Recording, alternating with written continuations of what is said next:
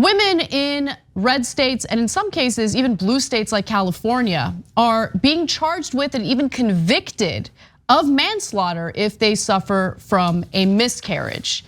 Now, one of the most recent examples is from the state of Oklahoma, where a woman by the name of Brittney Poolaw was charged and convicted with manslaughter. Now, Poolaw was just about 4 months pregnant when she lost her baby in the hospital in January of 2020. This October, she was convicted and sentenced to 4 years in prison for first-degree manslaughter of her unborn son. Now, what's happening across the country is certain states are passing these laws that consider a fetus a human life, right? They're called personhood laws. And what they also do is, if a woman suffers from a miscarriage, they will specifically ask whether the woman has taken any illicit drugs. They'll even do tests to ensure that the woman hasn't done illicit drugs. In this case, Poolaw had in fact admitted to using illicit drugs, and the medical examiner's report did find traces of methamphetamine in her son's liver and brain.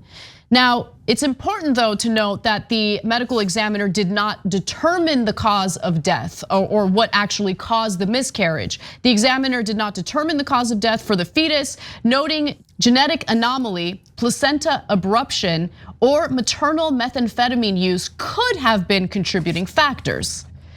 So I'm gonna get into more details about what's taking place. We've covered this story throughout the years, and unfortunately, it's just getting worse. Some of these states have become more and more draconian as this type of story just kind of gets ignored, and politicians just kind of let it slide. Yeah, I'm gonna go to graphic 4 here because I want to give you a sense of the scale of it. From 1973 to 2020, the National Advocates of Pregnant Women has recorded 1,600 such cases where women are prosecuted in the country for miscarriages, not abortions, miscarriages, with about 1,200 occurring in the last 15 years alone. So this is not an isolated case. It's happening to women all across the country. And then, in fact, here, let me give you an example. Let's go to graphic 6 now.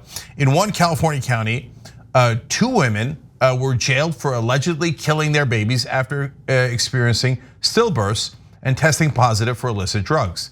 Murder charges against Chelsea Becker were dropped this year after she spent 1.5 years in jail because she couldn't afford the $2 million bail, okay? Yeah.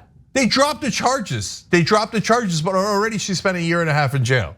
Believe it or not, out of the 2 California cases, she was the lucky one. The other woman was convicted and is still in prison. Adora Perez is about 1/3 of the way through an 11-year sentence for manslaughter after she pleaded guilty to avoid the harsher charge of murder. She's currently trying to appeal.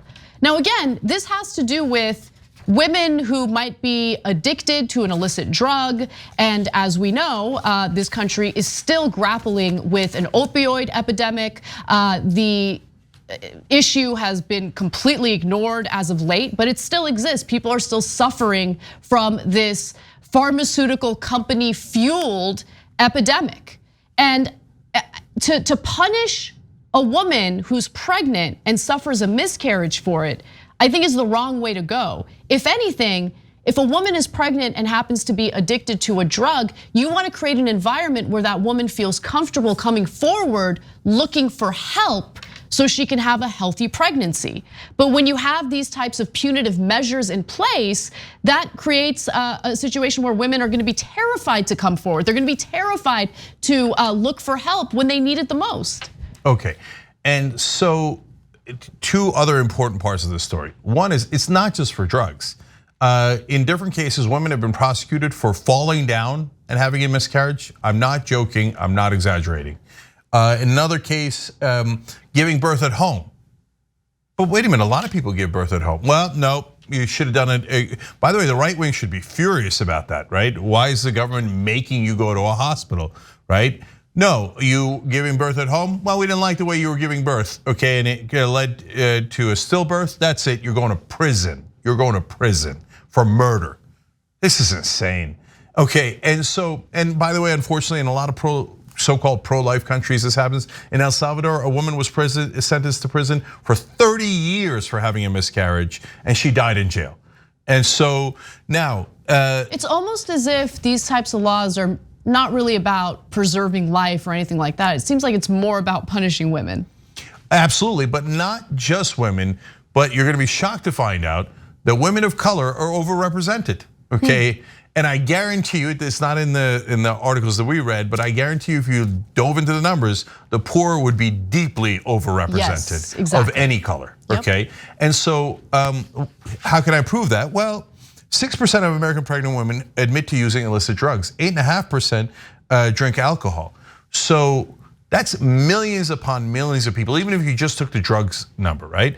Did millions of women get prosecuted for this? No, because if a lady from the suburbs has one too many daiquiris, is a judge who's in her same demographic going to say, oh, shame on you, you criminal? You say, I know, but that looks like Susie, who I know, right?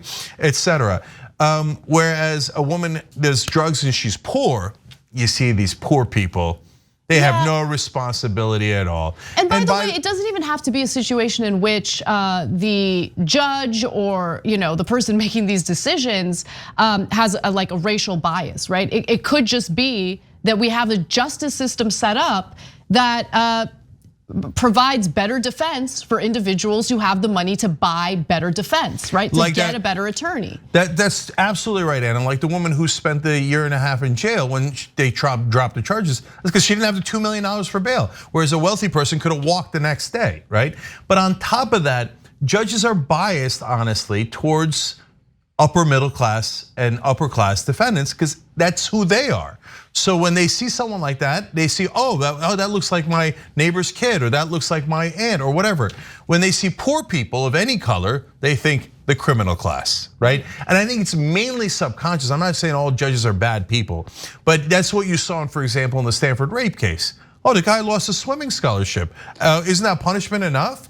There, but for the grace of God goes that judge's kid. So in this case, guys, there's also the issue of drugs. When they used to call them crack babies when everybody was demagoguing about this, and they took it out on minorities mainly. But now we have OxyContin. So now it's across all races, right?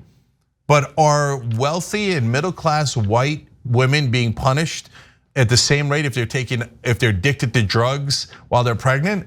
No way that's happening. Yeah, okay. And just to be super, super clear, no one, regardless of their race, regardless of their economic background, should be prosecuted like this if they suffer a stillbirth or a miscarriage. I mean, that is a traumatic thing for a woman to go through. You want to create an environment where women feel comfortable coming forward, seeking help if they are addicted to drugs. This is just meant to punish women, much like many of the anti-abortion laws that have already passed in red states are meant to do. Just punish women for their sexual activity. In this case, punish women for any activity that could have maybe contributed to a miscarriage.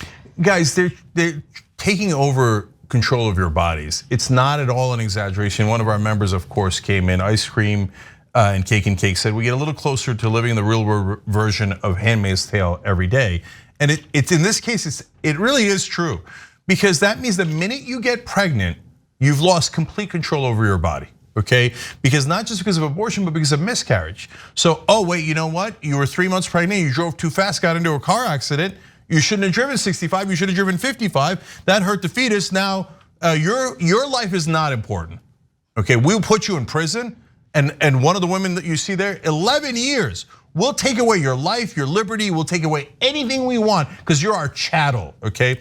But the baby inside you, hey, that might be a male, that might be boy. So the baby's important, but it's, by the way, it's not a baby, it's a zygote in a lot of these cases. The fetus, the embryo is important. Your life, your body, your freedom is not at all important. And that's exactly what message the government is sending. And in this case, it's only the right wing. The right wing is saying women do not deserve to control their bodies. They should not have the same freedoms that men do, and it's disgusting.